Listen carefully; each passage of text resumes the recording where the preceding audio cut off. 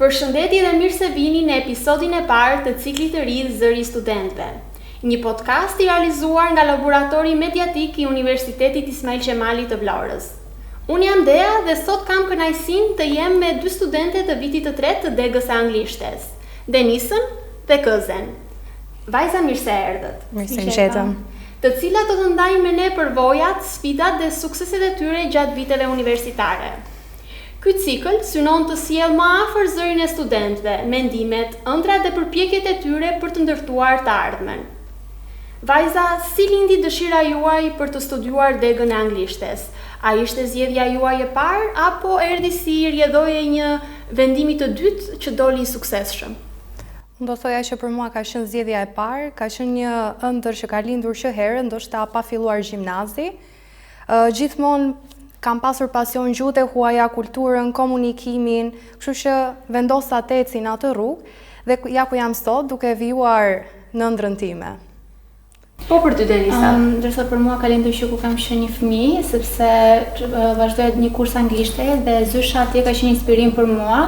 Kështu që kur të rritesha dëshiroj që të besha si ajo duke shpërndar dije, dashuri dhe gjuhën anglishte duke përhapur atë kudo. Si do ta përshkruanit ju eksperiencën tuaj në Universitetin Ismail Qemali? Pra, çfarë ka ndikuar më shumë në formimin tuaj, mësimdhënia, atmosfera studentore apo përfshirja në aktivitete? Për mua do të thosha që ka qenë dhe vështirë, por në të njëjtën kohë ka qenë shumë e bukur, sepse aty kanë qenë gjithmonë për neve si pedagogët, si shokët e klasës. Aktivitetet jashtë-shkollore kanë ndihmuar goxha në vetbesimin tim dhe për të ecur përpara dhe mos të patur frikë në asnjë pengesë që mund të has në të ardhmen time. Po për ty, Këze, çfarë ka ndikuar më shumë? Atëherë unë do thoya që ka qenë shumë ndërtuese kjo eksperiencë, por që aktivitetet gjithmonë kanë luajtur një rol shumë kyç, pa ato nuk do mundeshim të kishim këtë formin që kemi sot, edhe si student, po edhe si profesionist në të ardhmen. A ka ndonjë profesor apo lëndë e cila ka lënë gjurmë te ju dhe pse? Po, sigurisht që ka. Me Denisën mund të themi që kemi parë profesorë nga më të ndryshëm dhe ata më të shumtë le të themi na kanë ndihmuar në rrugtimin tonë. Denisa, çfarë mund të thuash ti për pedagogët veçantë? Unë veçoja profesore Leonorën, e cila Çfarë e bëri këtë profesore më të veçantë për ty? Atëherë, ajo zhvillon kursin e letërsisë, i cili për mua është më i preferuar, pasi unë kam një pasion goxha të madh për letërsinë. Kjo ka të bëjë dhe me pasionin tënd, jo vetëm me çfarë jep. Me librat. Po, që të shtoj më tepër është goxha e përgatitur, gjithmonë aty për ty, ta shton imagjinatën gjithmonë dikur ajo të vazhdosh më përpara dhe nëse ti has disa pengesa si në materiale, si në ndjenjë, në zhvillimin tënd, tek kështu.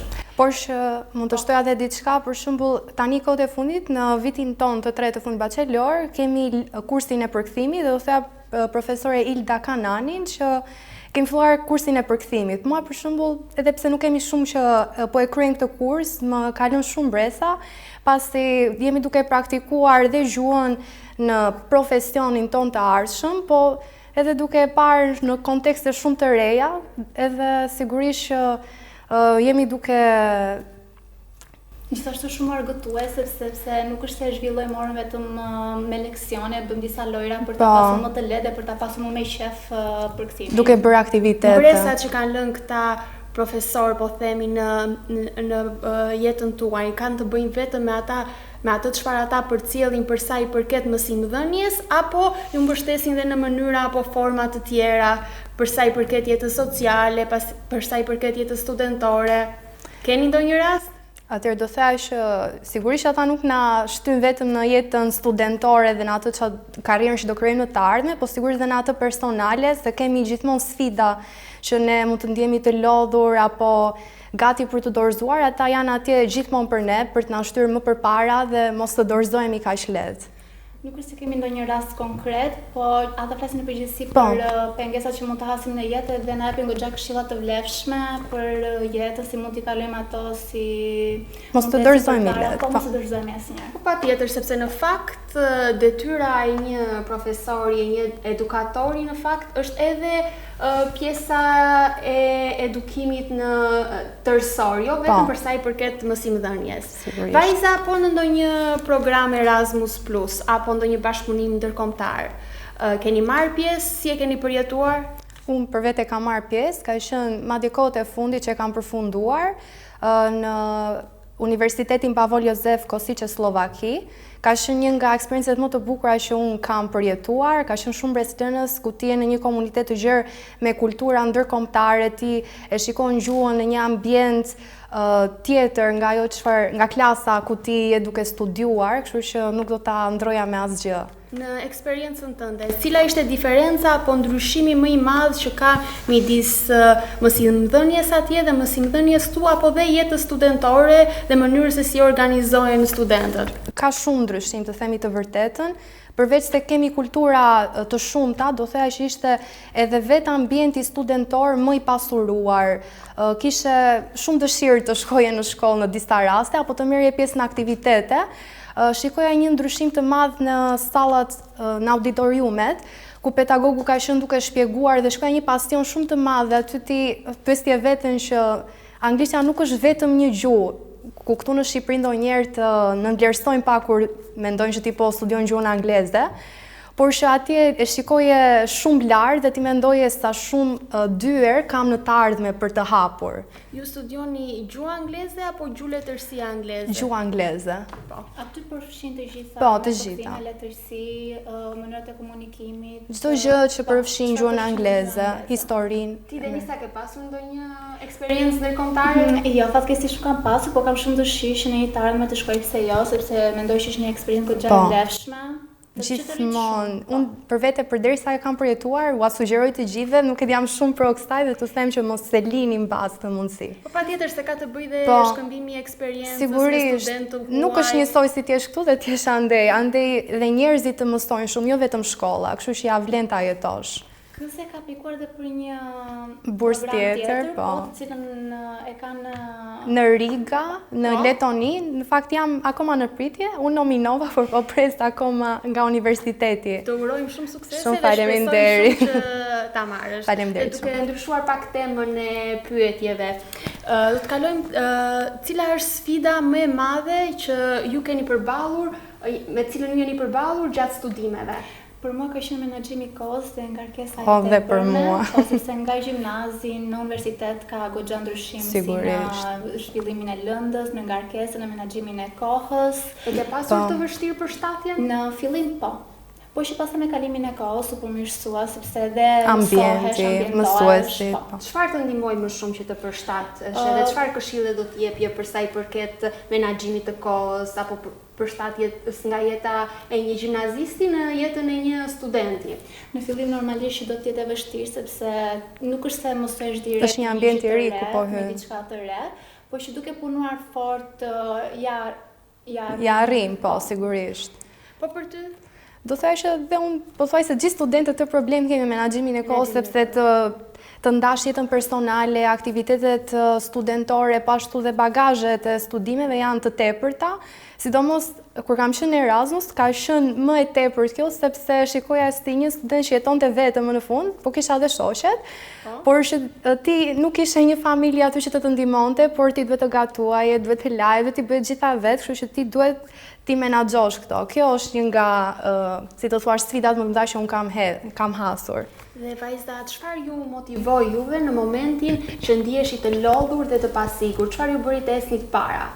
Për mua ka qenë që të besha më mira dhe unë e dashuroj gjuhën angleze, kështu që kjo ka qenë goxha shtyrë sepse është diçka që unë dëshiroj dhe dua ta bëj, e bëj me gjithë shef, nuk është se jam e shtyrë ose të jemi influencuar që ta bëj me patjetër ose imponuar. Po për ty? Do thoya që dhe unë duke ditur që jam këtu sot, kemi ecur deri diku, jemi në mes të rrugës, nuk ja vlen të dorëzohesh kur ti po thuaj se je duke mbaruar atë që sapo ke nisur, kështu që është ai qëllimi që kemi vendosur vetes që në fillim dhe nuk duhet të dorëzohemi aq lehtë. Sipas jush, sa e rëndësishme është njohja e gjuhës angleze për tregun e punës sot? Në cilat fusha mendoni se studentët e anglishtes mund të japin më shumë kontribut? Në përkthim, në arsim, në turizëm, media apo diçka tjetër? Do thoja që sot gjuha angleze është bërë një urlicë midis gjithë botës, kështu që sigurisht që duhet kudo dhe të gjitha këto fusha që ju përmendët gjuha angleze hyn. Ti personalisht, ku do ta përdorësh diplomën tënde të gjuhës angleze dhe si do ta vje në punë këtë gjë? Ku do të doje, ku do të dëshiroje? Se normalisht ti mund të mos shkosh aty ku dëshiron, por cila do ishte idealja jote? Si të thuash, unë jam një person që nuk vendosem dot let vetëm diku. Dua që të jem e shumëanshme, kështu që sigurisht sa më pëlqen dhe më stimzonja dhe përkthimi, mendoj dhe shumë rrugë të tjera, ku është edhe marrëdhënie ndërkombëtare, kështu që kur e mendoj them, unë nuk mund të vendos me vetëm një, dua të eksploroj të gjitha. Unë kam bërë marrëdhënie ndërkombëtare në të njëjtin universitet, kështu që ka qenë shumë e vlefshme dhe për kështu që ja vlesh dhe unë ta vazhdoj. Po për ty Denisa?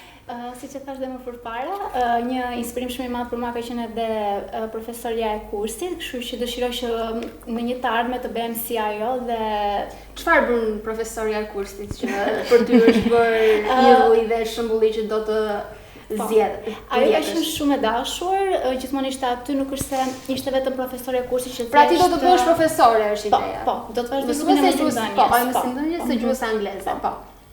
Ka qenë gjithmonë aty për neve, jo vetëm nga ana mësimore, por dhe nga ana sentimentale, na ndihmonte për çfarë do lloj gjëje, na jepte këshilla shumë të vlefshme edhe pse ne ishim të vegjël, gjithsesi ajo ishte akoma aty për neve dhe gjithmonë na këshillonte që nëse doni ta bëni diçka, mos dëgjoni askush tjetër, dëgjoni vetëm zemrën tuaj, sepse edhe nëse ajo mund të gjejë e pamundur, ju mund ta bëni të mundur, nëse dëshironi vërtet. Kjo është më vërtet. Vajza, një mesazh nga ju të dyja për të gjithë të rinjt.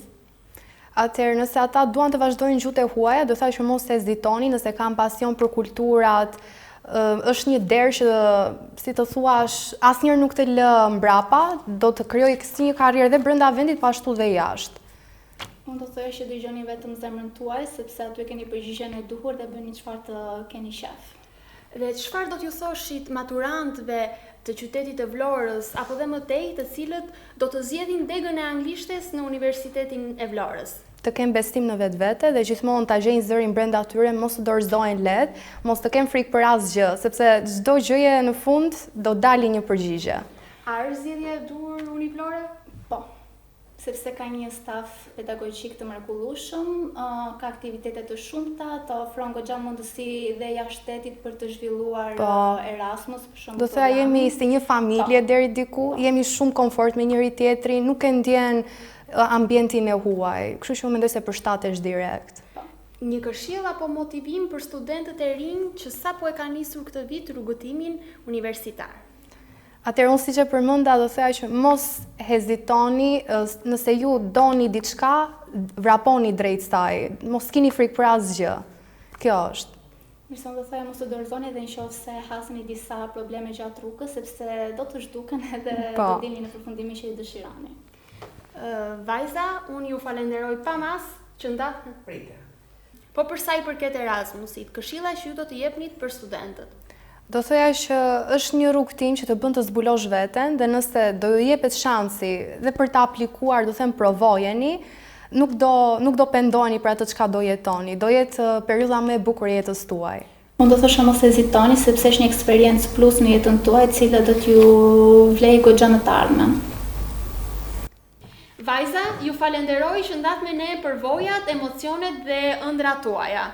Dhe shumë faleminderit për këtë eksperiencë në këtë podcast të Univlorës. Për mua ishte eksperienca e dytë, pasi kam marrë dhe njëherë pjesë me profesore Marietën, kështu që shpresoj që në të ardhmen të kemi sa më shumë episode të tilla. Dhe unë jam shumë i njohur që ndodhem këtu, është eksperiencë për herë të parë dhe edhe pse kisha pak emocione, mendoj se ishte goxha e vlefshme, gjithashtu dhe pedagogët tanë ishin goxha shtys që ne ndodhemi këtu, të cilët i falenderoj sepse bëjnë falenderojmë të gjithë.